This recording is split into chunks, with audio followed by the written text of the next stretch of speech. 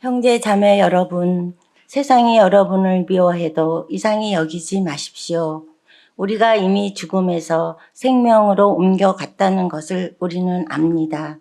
이것을 아는 것은 우리가 형제 자매를 사랑하기 때문입니다. 사랑하지 않는 사람은 죽음에 머물러 있습니다. 자기 형제를 미워하는 사람은 누구나 살인하는 사람입니다. 살인하는 사람은 누구나 그 속에 영원한 생명이 머물러 있지 않다는 것을 여러분은 압니다. 그리스도께서 우리를 위하여 자기 목숨을 버리셨습니다. 이것으로 우리가 사랑을 알게 되었습니다. 그러므로 우리도 형제 자매를 위하여 목숨을 버리는 것이 마땅합니다. 누구든지 세상 재물을 가지고 있으면서 자기 형제 자매의 궁핍함을 보고도 마음 문을 닫고 도와주지 않으면 어떻게 하나님의 사랑이 그 사람 속에 머물겠습니까? 자녀된 이 여러분, 우리는 말이나 혀로 사랑하지 말고 행동과 진실함으로 사랑합시다. 사람의 삶은 움직임과 머무름으로 이루어집니다. 지금도 밖에는 부지런히 걸어서 혹은 뭔가를 타고서 어딘가로 이동하는 사람들이 있을 겁니다. 움직이고 있는 거죠. 그 움직임은 어딘가에 도달하면 끝이 납니다. 그리고 그때부터는 머무름이 시작되죠. 한 사람의 삶을 곰곰 생각해 보면 어디론가 움직이는 시간보다 어딘가에 머무는 시간이 조금 더 많지 않을까 싶습니다. 그래서 제가 이런 생각을 하게 됐습니다. 어디서 어떻게 머무느냐가 한 사람의 인생을 빚어낸다. 제가 머무름에 주목하게 된 것은 성경에도 유난히 머무름을 강조하는 사람이 있기 때문입니다. 그의 이름은 요한, 세베대의 아들이고 예수님의 12제자 중에 하나인 사도 요한입니다. 그의 이름으로 기록된 요한 복음에는 머무르다, 개역개정에는 거하다 이렇게 되어 있죠. 이 머무르다라는 뜻의 그리스어인 메노라는 말이 40번이나 등장합니다. 총 21장인데 40번 나오고 있어요. 꽤 많은 횟수입니다. 그 요한이 쓴 편지가 요한 1서, 2서, 3서 이렇게 되는데요. 오늘 우리의 본문이 속한 요한 1서는 분량이 많지 않습니다. 그래서 5장이죠. 근데 여기에 머무르다라는 표현이 24번이나 나옵니다. 좋은 글을 쓰는 작가들은 어지간하면은 같은 말을 반복해서 쓰지 않거든요. 글쓰기의 기본입니다. 근데 훌륭한 작가가 그 단어를 계속해서 반복해서 쓰고 있다면 그거는 이유가 있는 겁니다. 우리가 가진 세번역 성경에 그냥 있다 혹은 계신다 라고 번역된 말도 원문을 찾아보면은 메노, 머물다라는 동사인 것을 알 수 있습니다. 24절에 보면은 그리스도의 계명을 지키는 사람은 그리스도 안에 있고 되어 있지만 머물고라는 단어고요. 그러면 그리스도께서도 그 사람 안에 계십니다. 이때도 머무십니다. 입니다. 우리는 어딘가에 머무르는 존재입니다. 근데 여러분, 인생의 심각하고 치명적인 문제가 뭘까요? 그건 머물러서는 안 되는 곳에 너무 오래 머무르는 겁니다. 오늘 본문이 지적하는 바를 여러분 귀담아 들으시길 바랍니다. 14절입니다. 사랑하지 않는 사람은 죽음에 머물러 있습니다. 여러분, 너무 심한 말처럼 느껴지지 않으십니까? 여러분, 이 말을 딱 들었을 때 온 마음으로 아멘! 이렇게 얘기하실 수 있겠어요? 아니, 사랑하지 않았을 뿐인데 죽음에 머물러 있다니. 일단 여기서 사랑은 남녀 간의 사랑이 아닙니다. 그리고 누군가를 향한 감정적이고 순간적인 사랑도 아니고 오히려 상당히 의지적인 결단입니다. 그리고 타인을 대하는 친절한 태도를 의미하죠. 특히 한 신앙 공동체를 이룬 사람들이 예수님의 그 사랑을 기억하면서 자기 마음을 열고 구체적인 방식으로 다른 사람을 만나고 격려하고 치유하고 그래서 그 사람 안에 있는 생명을 일깨워내는 것을 아가페, 사랑한다 이렇게 얘기합니다. 여러분 우리 안에 우리 순빛청파교회 안에 그런 사랑이 있을까요? 저는 있다고 생각합니다. 그런데 그 사랑이 충분한가 물으면 자신이 없습니다. 우리가 우리 자신에게 물어야 할 가장 중요한 질문은 오늘 본문에 의하면 나는 사랑하는 사람인가? 입니다. 사랑하지 않는 사람은 그냥 숨을 잘 쉬고 있어도 그리고 잘 먹고 운동도 잘해가지고 건강해도 죽음에 머물러 있는 사람이다. 요한은 단호하게 이렇게 얘기합니다. 그리고 우리 모두가 아까 그렇게 고백했어요. 이는 하나님의 말씀입니다.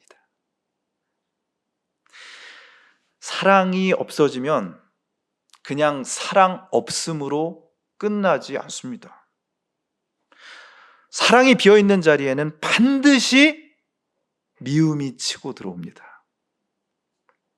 이 세상은 기회만 있으면 그 미움을 복제합니다. 그리고 여기저기 퍼뜨립니다. 여러분 우리가 살고 있는 세상을 보십시오. 근데 그 미움이 신앙 공동체라고 해서 그냥 패스 오버, 그냥 넘어가지 않는다는 것입니다. 13절을 보실까요? 형제 자매 여러분, 세상이 여러분을 미워해도 이상히 여기지 마십시오. 이 세상의 작동 원리는 미움입니다. 하나만 잘못해도 모든 것이 그 사람 탓인 것처럼 무섭게 달려들어서 아주 독한 말을 쏟아붓습니다. 이 세상이 화가 나 있는 것 같아요. 여러분은 어떻습니까? 제가 지난주에 한번 이런 연습을 해봤는데 여러분도 한번 해보시기 바랍니다. 그냥 A4지에다가 마음이라고 한번 써보세요. 마음. 거기서 가장 작은 획이 살짝 다른 곳에 가면 미움이 됩니다. 아주 쉬워요. 우리의 마음하고 미움이 제일 닮아 있습니다.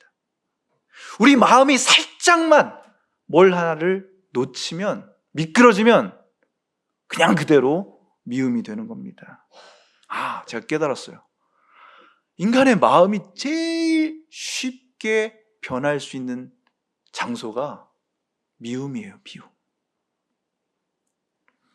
세상 사람들은 나와 조금 다른 사람을 미워합니다. 아주 많이 다른 사람은 무서워하죠. 그래서 피하고 그럽니다. 엇비슷하니까 미워하는 겁니다. 요즘처럼 사회적으로 예민해져 있는 시대를 한번 보십시오. 더 그렇습니다. 그냥 하나 다른 거거든요. 색깔. 어떤 생각. 뭘 지지하느냐. 그런데 바로 그것 때문에 그 사람을 혹은 그 사람들을 내가 미워하는 사람들로 만들고 그들에게 모든 폭력적인 에너지를 쏟아 붓습니다. 우리 안에는 우리도 모르는 사이에 니들 때문이야, 너 때문이야 가 있는 것입니다. 세상이 끝없이 복제하고 또 퍼뜨리는 미움이 믿음의 사람들 안에 들어와서 순식간에 공동체를 무너뜨리는 것을 여러분 지금까지 얼마나 많이 경험하셨습니까? 그리 길지도 않은 한국교회 역사 안에서 이런 일은 얼마나 많이 일어나고 있습니까? 처음에는 다 작은 어긋남이었어요. 작은 서운함. 그리고 그 마귀 아세요, 여러분? 섭섭마귀라고. 네. 그냥 교회 공동체를 서서히 잠식시키는 섭섭하다. 그게 결국 미움이 됩니다. 사도 요한의 공동체 안에도 이런 문제가 일어난 거예요. 그래서 저는 가끔 어떤 분들이 초대교회로 돌아가자 그러면 깜짝깜짝 놀랍니다. 고린도 교회? 그리고 요한이 속해 있던 교회 생각하면은요, 저는 거기서 목회할 자신이 없습니다. 요한은 강력한 어조로 그 문제를 다룹니다. 15절입니다. 자기 형제 자매를 미워하는 사람은 누구나 살인하는 사람입니다. 살인하는 사람은 누구나 그 속에 영원한 생명이 머물러 있지 않다는 것을 여러분은 압니다. 아무도 아멘 안 하시잖아요. 에이 설마. 공동체에 속한 누군가를 미워하는 사람을 요한은 살인자라고 얘기하고 있습니다. 그리고 그 사람 안에는 절대로 영생이 머무르지 않는다라고 선포하고 있습니다. 요한이 쓴 이 편지를 읽고 있는 그 공동체를 한번 생각해 보세요. 헐, 대박. 깜짝 놀랐을 겁니다. 그럴 정도로 문제가 심각했던 것이죠. 다시 한번 강조하고 싶습니다. 여러분, 사랑이 없는 자리에는 그냥 진공 상태가 아니라 반드시 미움이 들어옵니다. 여러분 가족을 생각해 보십시오. 여러분의 관계들을 생각해 보십시오. 그리고 그 미움이 고여있는 자리에는 절대로 영생이 머무르지 않습니다. 사랑하지 않았을 뿐인데 그렇게 되는 거예요. 사랑하지 않았을 뿐인데 내 기준이 들어섭니다. 어떻게 사람이 이럴 수 있어? 기본적으로 이건 해야 되는 거 아니야? 그 기본이 누구 기본이에요? 자기 기분이죠. 그렇죠? 자꾸 계산합니다. 판단합니다. 그리고 엄청 실망합니다. 그래서 우리는 스스로에게 물어야 합니다. 나는 사랑하는 사람인가? 1년 전에 어떤 권사님이 대표 기도회에서 이렇게 기도하셨어요. 제가 이 순빛청파교회를 담임하고 있는 제가 사랑의 사람이 되게 해주십시오. 저는 끝까지 그 기도를 잊지 못할 겁니다. 나는 사랑하는 사람인가? 그것을 가만히 헤아려 볼 수 있는 아주 생생한 사례를 사도 요한이 우리에게 제시하고 있습니다. 그것이 17절이에요. 우리 같이 한번 읽어보겠습니다. 시작.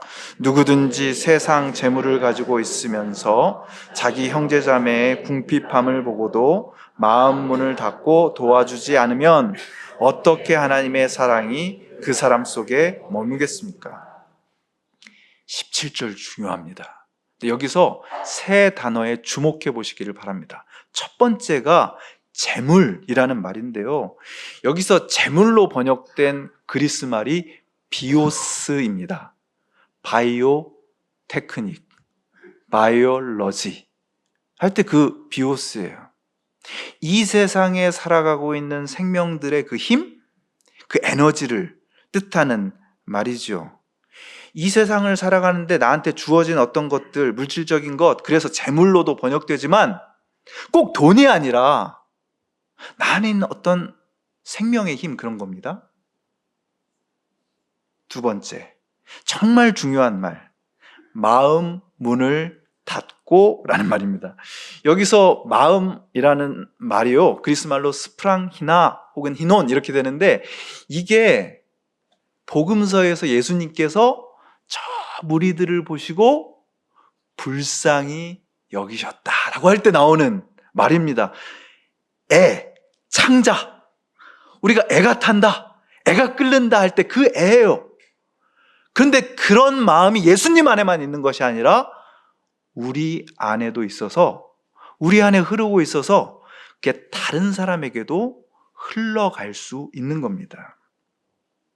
자, 그런데 그걸 딱 틀어 막은 모습이 뭐냐? 여기 나오는 마음 문을 닫다라는 표현입니다. 제가 젊을 때 농부 목사님 따라다니면서 농사를 한 2년 동안 거들었던 때가 있습니다. 그 많은 장면들이 생각나는데 저한테 가장 인상적인 장면 하나를 꼽으라면은 요맘때쯤이었던 것 같아요. 논두길 쭉 이렇게 일 끝났나 싶어가지고 이렇게 가고 있는데 불쑥 그분이 그 논 한쪽 구석으로 가더니 장화로 그냥 그 얕은 논둑을 그냥 툭 하고 걷어차는 거예요. 어떻게 됐을까요? 그 논둑이 툭 무너지면서 그쪽 논에 있던 물들이 옆에 있는 문으로 쫙 흘러가는 겁니다. 힘차게. 물이 충분한 논의 한쪽을 터주어서 거기 있는 물이 쫙 옆에 있는 논으로 퍼져가는 모습이 정말 장관이었습니다. 그래야 같이 사는 거잖아요. 그렇게 옆에 있는 논으로 흘러가야 할 물길을 탁 틀어막는 것, 그것이 17절에 나오는 마음 문을 닫고 라는 표현의 의미입니다. 제가 어제 설교 준비하면서 마침 그 농부 목사님께 전화를 드렸습니다. 밤 샐 뻔했습니다. 충청도에 계시거든요. 3분이면 될 것을 어찌나 천천히, 어째나 자세히 설명을 해주시는지, 네, 대단했습니다. 그런데 그분의 설명에서 굉장히 인상적이었던 게 지금은 안 그럴 것 같았거든요. 지금 뭐 그냥 양수기에서 물 언제든지 퍼오고 뭐 그러면 될 것 같았는데 지금도 조금만 가물다 싶으면요, 이 논에 물 대는 것 때문에 시골 분들 사이에 신경전이 장난이 아니랍니다. 아무리 가물어도 언젠가는 비가 내리는데 그거가 온다는 걸 이미 30년, 40년 농사 지으면서 다 알건만 자기 논에만 물이 찰랑찰랑하고 옆에 논은 바짝바짝 말라가는데도요, 그 논둑을 못 여신다는 거예요. 그래서 요맘때가 되어서 논에 물을 어떻게 이렇게 흘려보내느냐 이런 걸 보면은요, 아, 저분이 저런 사람이구나 라는 것을 알 수 있다는 것이죠. 여러분, 이 모습이요, 오늘 우리의 삶 속에서도 그대로 나타납니다. 자기의 삶에만, 자기 가족의 삶에만 물이 찰랑찰랑하게 이렇게 고여 있는 거 보면 얼마나 뿌듯하세요? 네. 사도 요한이 그런 사람들의 삶을 향해 호통을 치는 겁니다. 그러면 어떻게 하나님의 사랑이 그런 사람들 속에 머물러 있겠습니까? 진짜 생명의 물이 거기 있지 않다는 겁니다. 자기 안에 있는 비오스, 자기 안에 그 생명의 물을 가둬놓은 사람은 죽음에 머물러 있는 사람이다 라고 일갈하고 있는 겁니다. 사도 요한은 그 당시 요한이 속한 공동체를 향해, 오늘 우리를 향해서 아직도 자기 논에 물만 챙기고 다른 논에 마른 바닥은 보지 않으려는 신앙인들을 향해서요, 명확하게 얘기합니다. 자녀되니 여러분. 누구 자녀예요? 요한의 자녀예요? 아니에요. 하나님의 딸, 하나님의 아들 된 여러분, 말이나 혀로 사랑하지 말고 행동과 진실함으로 사랑합시다. 여러분, 이 말씀 앞에 여러분의 삶을 자꾸 세워두시기를 바랍니다. 그래야 타락하지 않습니다. 근데 어떻게 그럴 수 있을까요? 머리로는 알겠는데 내 삶을 가지고 어떻게 해야 될지를 모르겠어요. 순빛청파교회 1년 반 됐는데 친한 사람들하고는 여전히 친합니다. 근데 솔직히 다른 사람들에게는 별로 관심이 없고, 특히 나랑 잘 안 맞는 것 같은 사람들 한 번 보면 다 아시잖아요. 그렇죠? 웬만하면 얽히고 싶은 마음 없습니다. 그런 저에게, 그런 여러분에게 구체적으로 부탁드립니다. 첫 번째, 주님 안에 머무르기 하루 20분입니다. 하루에 20분 주님 안에 꼭 머물러 주십시오. 뭐 아무도 아멘도 안 하고 진짜. 네. 네. 이게 해보신 분들은 아는데 20분 됐다 이렇게 생각 딱 보면 7분. 이게 10분이 이렇게 길구나 라는 것을 알게 됩니다. 아직 안 해보신 분들에게 얘기를 한 겁니다. 그 전까지 30분, 40분 했는데 이제 20분을 하면 되는구나. 아싸, 그렇게 생각하지 마시고 한 번도 안 해보신 분들 20분입니다. 그리고 요한복음 3장 16절 말고 요한 1서 3장 16절이 있어요. 그리스도께서 우리를 위하여 자기 목숨을 버리셨습니다. 이것으로 우리가 사랑을 알게 됐으니 그러므로 우리도 형제 자매를 위하여 목숨을 버리는 것이 마땅합니다. 여러분의 식구 형제 자매 얘기하는 거 아닙니다. 웬만하면 여러분들이 마주치고 싶지 않은 공동체 안에 그 자매, 그 형제 얘기하는 겁니다.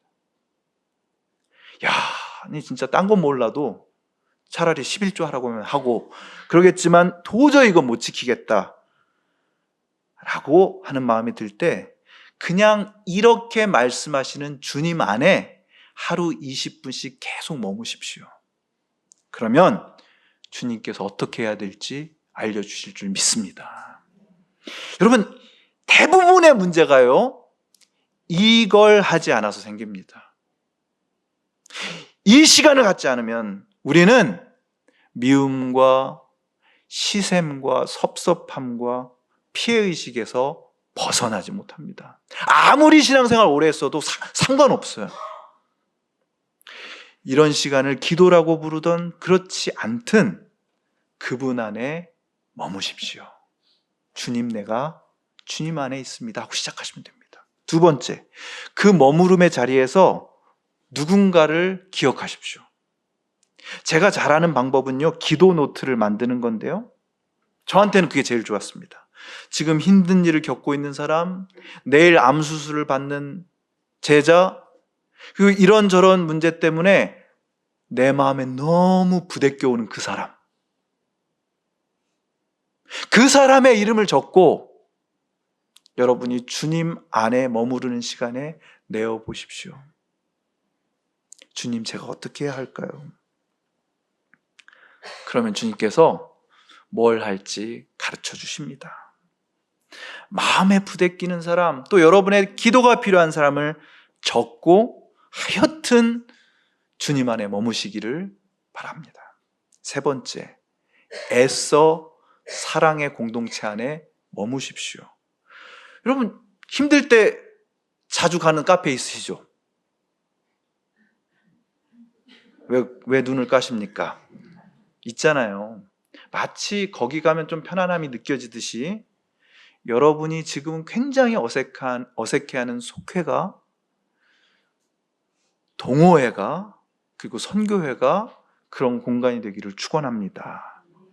거기서 다른 사람들은 도대체 어떻게 서로를 대하는지, 어떻게 격려하고 응원하는지를 잘 배우는 겁니다. 비록 내향형이지만. 주변에 있는 다른 교회 목사님들 그래요. 아유, 손성현 목사 내향형이라. 그 교회 사람도 다 내향형이야. 다가오는 사람이 없어. 네. 저 내향형입니다. 인프피. 하지만 여러분, 애써 사귐의 관계 안에 머무는 거죠. 아직은 이게 뭐 소용이 있나 그런 생각이 들 수 있죠? 그런데도 자꾸 머물러야 합니다. 말씀 속에, 찬양 속에, 그리고 함께 신앙생활하는 분들의 라이프 스토리, 그들의 이야기 속에 머물러 있어야 합니다. 제가 재밌게 읽은 책 중에 책 제목이 어쩌다 우리 사이 이렇게 됐을까? 라는 책이 있습니다. 아주 유명한 심리학자가 쓴 책인데요. 그 책에 이런 말이 나옵니다. 그분의 스승이 한 말이에요. 당신이 만나는 모든 사람은 당신이 모르는 싸움을 하고 있다.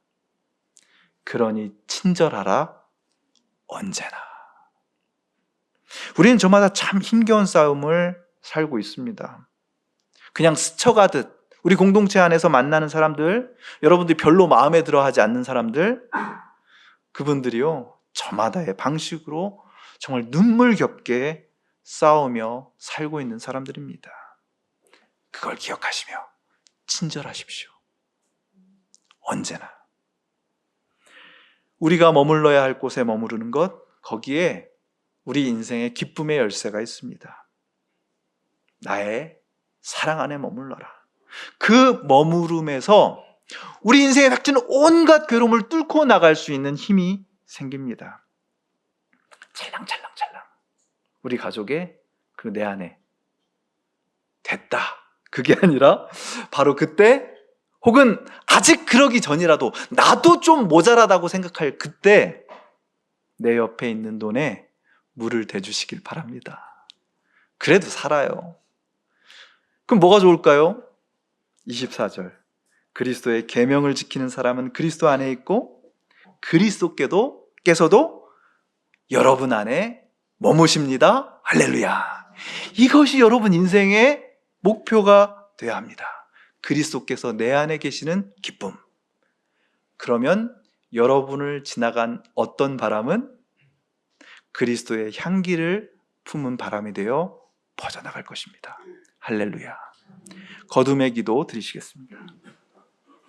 예수님, 나는 사랑하는 사람입니까? 예수님, 나는 사랑하는 사람입니까? 주님의 신실한 종 요한을 통해 오늘 나에게 주신 말씀을 내 안에 새깁니다. 나의 마음이 미움으로 흐르지 않게 해주십시오.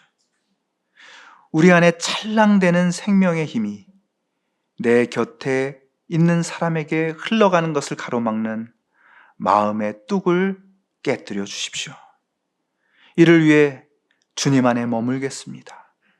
그 머무름 속에서 내 곁에 있는 이를, 나에게 부대끼는 이를 친절하게 대하겠습니다. 우리 안에 계신 주님을 발견하고 감격하는 삶, 나를 지나간 바람이 예수 향기 머금은 바람이 되는 그런 삶을 그리며 구현하며 살게 해 주시옵소서. 예수님의 이름으로 기도합니다.